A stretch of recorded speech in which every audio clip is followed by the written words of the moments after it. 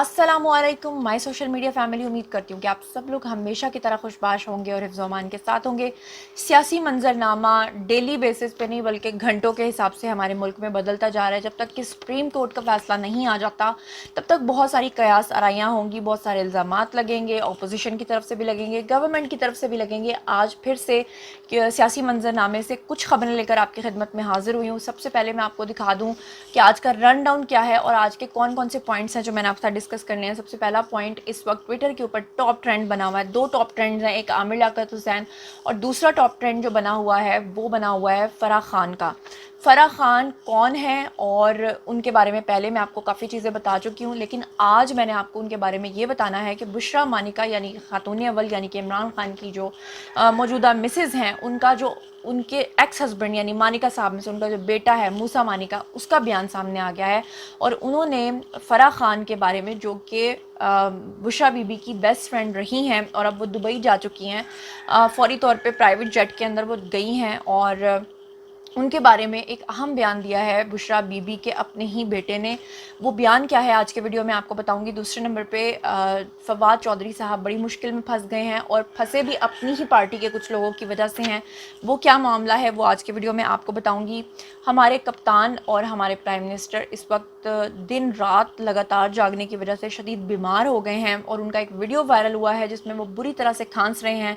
लेकिन खांसते हुए ऐसा क्या हुआ कि वो वीडियो वायरल हुआ और वो मुतनाज़ वीडियो बन गया और लोगों को तनकीद का मौका मिला। आज वो भी आपको बताऊंगी कि असल में रीज़न क्या है। और ये भी आपको बताऊंगी कि इंसानी हकूक़ की जो तंजीम है उन्होंने भी अपना नैरेटिव जारी कर दिया है। ये जो असमिया तहलील हुई हैं और जो ख़त का मामला पाकिस्तान के अंदर इस वक्त मौजूए बहस बना हुआ है, उसके ऊपर उन्होंने अपना नैरेटिव दे दिया है। और इसके अलावा सिक्योरिटी इदारे जो हैं पाकिस्तान के, उन्होंने भी अपना नैरेटिव दे दिया है। क्या नैरेटिव दिया है, क्या उन्होंने कहा है, ये दोनों बातें मैं आपको आज के वीडियो में बताऊंगी।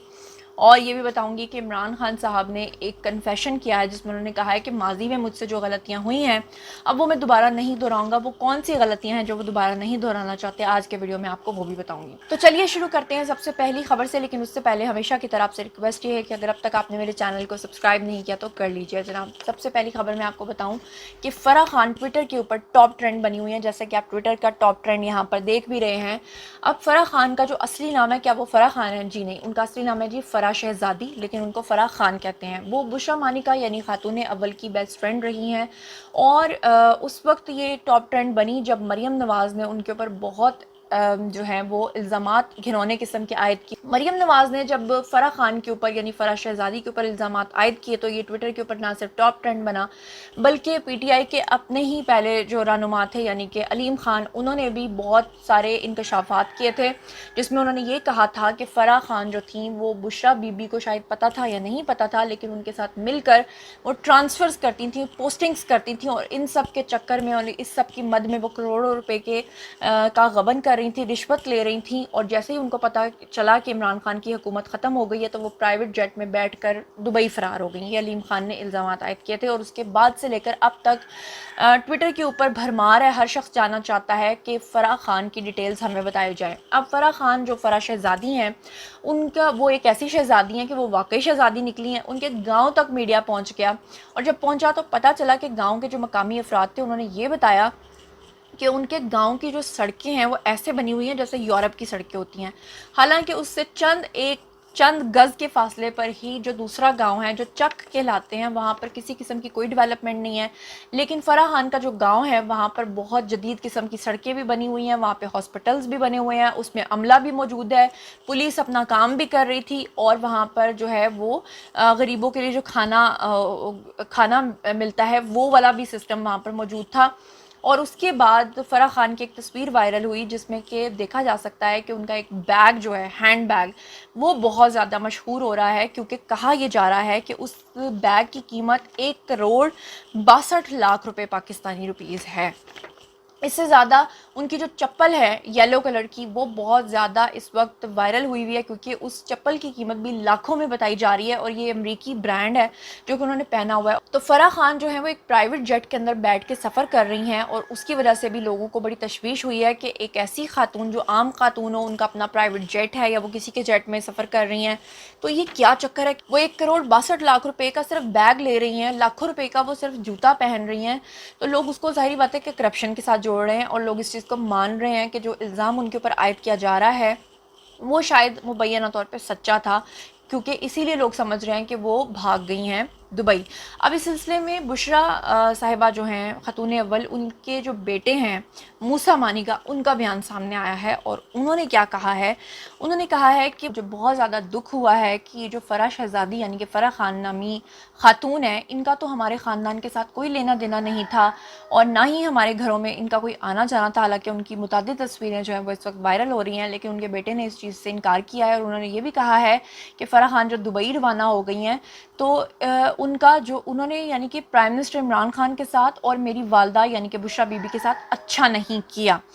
اب جیسے ہی انہوں نے یہ بیان دیا تو اس کے بعد وہ اور زیادہ وائرل ہوتی گئیں، لوگ ان کے بارے میں مزید جاننا چاہتے تھے، لیکن یہاں پر آپ کو یہ بھی بتاتی چلوں کہ فرح خان نامی خاتون جیسے ہی دبئی روانہ ہوئیں تو وہ وہاں پر سب سے پہلے کس کو ملی؟ وہ ملی مریم صاحبہ کو۔ اب آپ کہیں گے مریم صاحبہ کون؟ جی ہاں، میں پی ایم ایل این کی مریم نواز کی بات نہیں کری، بلکہ میں مریم بی بی کی بات کری ہوں، وہ مریم بی بی جن کا جو کہ بہن ہے کس کی؟ بشریٰ بی بی کی، جی سگی بہن ہے ان کی، اور ان کا نام بھی مریم ہے، اور وہ دبئی میں رہتی ہیں، اور سب سے پہلے فرح خان ان کے پاس گئیں، اور وہاں پر جا کر انہوں نے اکٹھے افطاری بھی کی، افطار ڈنر پارٹی میں شرکت بھی کی۔ تو جناب کم وقت میں ہم لوگ نے زیادہ پوائنٹس ڈسکس کرنے ہیں، تو فوری طور پہ اگلے پوائنٹ کی طرف آتے ہیں، اور عمران خان صاحب جو ہیں لاہور پہنچے، اور وہاں پر انہوں نے ایک جلسہ کیا، اور اس جلسے کے دوران ان کو کھانسی لگ گئی، ان کو غوطہ لگ گیا، غوطہ تو نہیں کہیں گے لیکن وہ مسلسل کھانستے رہے۔ اس کے اوپر سوشل میڈیا کے اوپر جو ہے نا یہ ویڈیو بہت زیادہ وائرل ہو رہا ہے، اور یہ ویڈیو پہلے آپ دیکھیے اور پھر اس کے بعد میں آپ کو لوگوں کے کامنٹس پڑھ کے سناتی ہوں کہ لوگوں کا رد عمل کس طرح کا آ رہا ہے۔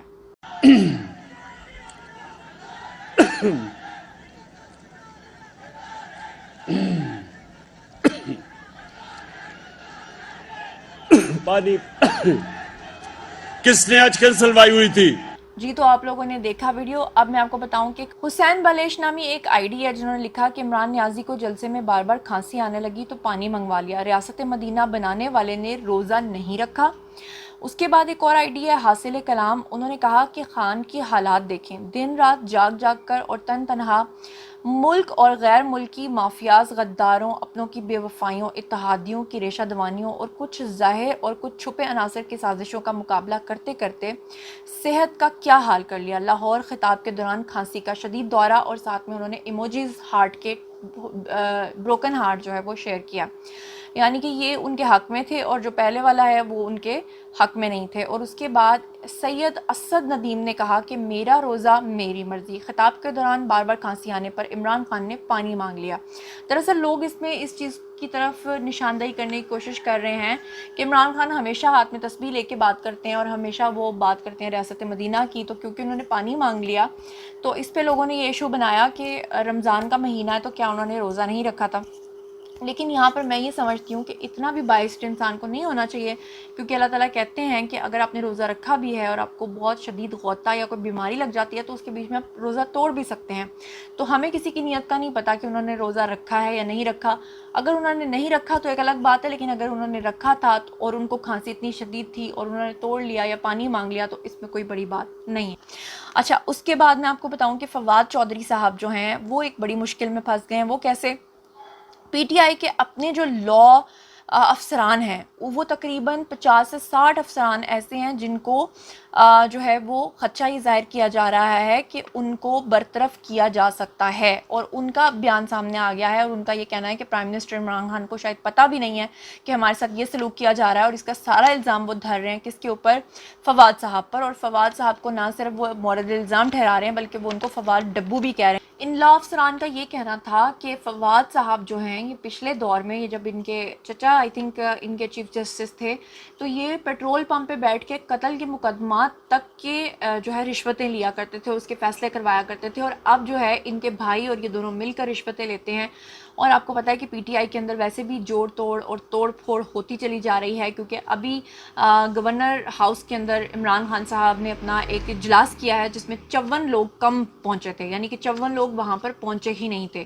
اور اب جو ہے فواد صاحب کا بھی یہ معاملہ آ گیا، بیچ میں لا افسران کا معاملہ آ گیا، بیچ میں فرح خان کا معاملہ آ گیا ہے، تو معاملات جو ہیں وہ کافی زیادہ خراب ہوتے چلے جا رہے ہیں. یہیں پر میں آپ کو مزید یہ بتاؤں کہ انسانی حقوق کی جو تنظیم ہے ہیومن رائٹس واچ، انہوں نے یہ کہا ہے کہ عمران خان صاحب جس خط کو لہرا کر دکھا رہے تھے کہ ان کے خلاف سازش ہوئی ہے، وہ خط تو ثابت ہو گیا ہے کہ جو ہے وہ جھوٹا خط ہے، یعنی کہ اس کے اندر ٹیمپرنگ کی گئی ہے اور اپنی مرضی کی شکیں شامل کی گئی ہیں. اور انہوں نے یہ بھی کہا ہے کہ یہ سارا عمل جو ہوا ہے یہ غیر آئینی ہے، اور انہوں نے کہا کہ اس کی وجہ سے پاکستان اب ایک نئے بحران سے دوچار ہوگا، جو کہ اللہ رحم کرے کہ ایسا کبھی بھی نہ ہو. پاکستان کے حق میں جو بہتر ہے وہ ہو، میری تو دعا یہ ہے، میں تو اللہ تعالیٰ سے یہی دعا کرتی ہوں کہ جو پاکستان کے حق میں بہتر ہے وہ ہو. کیونکہ بات یہ ہے کہ ہم لوگ ایک ایک پارٹی کو سپورٹ کرتے ہیں اور دوسری پارٹی کے ہم خلاف ہو جاتے ہیں یا ہم اس کو سپورٹ نہیں کرتے، لیکن ہمیں ایسا نہیں کرنا. ہمیں پاکستان کی بقا چاہیے، پاکستان کی بقا جس میں بھی ہے اور جس کے بھی ساتھ ہے اللہ تعالیٰ اس کا حامی و ناصر ہو.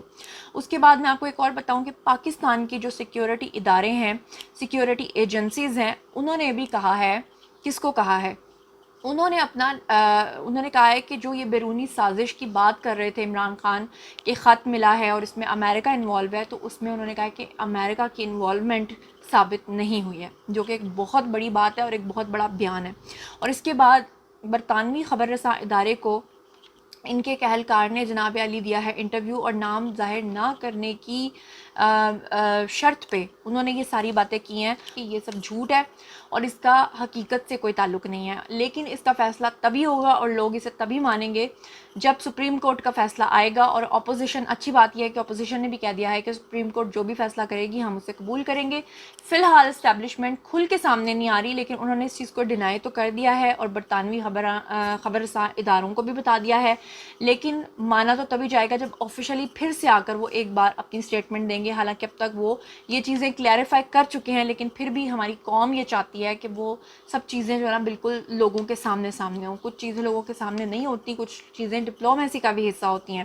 لیکن بہرحال میں آپ کو یہاں پر یہ بھی بتاتی چلوں کہ آپ کو یاد ہوگا کہ عمران خان صاحب نے ایک بیان دیا تھا جس میں انہوں نے کہا تھا کہ آرمی چیف اور انٹیلیجنس چیف نے یہ خط دیکھا ہے اور اس کے بعد وہ تصدیق بھی کر چکے ہیں. لیکن جو ہمارے انٹیلیجنس ادارے ہیں انہوں نے کہا کہ ہم اس چیز کی کوئی تصدیق نہیں کرتے اور نہ ہی یہ چیز ثابت شدہ ہے. تو اب دیکھنا ہے کہ آنے والے دنوں میں اب ہمارے ملک میں سیاست کس رخ اور اونٹ کس کروٹ بیٹھتا ہے. اور دیکھنا یہ ہے کہ اب اپوزیشن جس کے اوپر غداری کا ایک سنگین جو ہے وہ ایک الزام عائد ہو چکا ہے اور لوگوں کو یقین بھی آ رہا ہے، لوگوں کو لگتا ہے کہ یہ سب سچ ہے، تو اب دیکھنا یہ ہے کہ اونٹ کس کروٹ بیٹھتا ہے. لیکن میری دعا یہی ہے کہ جو پاکستان کے حق میں بہتر ہو وہ ہو. لیکن اب میں یہاں پر آپ لوگوں کے پاس سوال چھوڑ کر جا رہی ہوں کہ یہ ساری خبریں سننے کے بعد آپ لوگوں کا کیا خیال ہے، اور ان تمام پوائنٹس کو جسے آج ہم لوگوں نے ڈسکس کیا ہے اس میں سے کس پوائنٹ پہ آپ کیا ڈسکس کرنا چاہتے ہیں، کیا کہنا چاہتے ہیں. میں آپ کے نیریٹو کی رسپیکٹ کروں گی بالکل اسی طرح سے جیسے میرا ایک پلیٹ فارم ہے جو آپ لوگوں کی وجہ سے چلتا ہے اور میں اپنا نیریٹو آپ کے ساتھ شیئر کرتی ہوں، اسی طرح سے آپ کے نیریٹو کا مجھے انتظار رہے گا. مزید خبریں، ولاگز، انٹرویوز اور سیاسی تجزیے جاننے کے لیے میرے ساتھ کنیکٹڈ رہنا ہرگز مت بھولیے گا. چینل کو سبسکرائب کر لیجیے گا. اپنا بہت خیال رکھیے گا. اللہ نگہبان.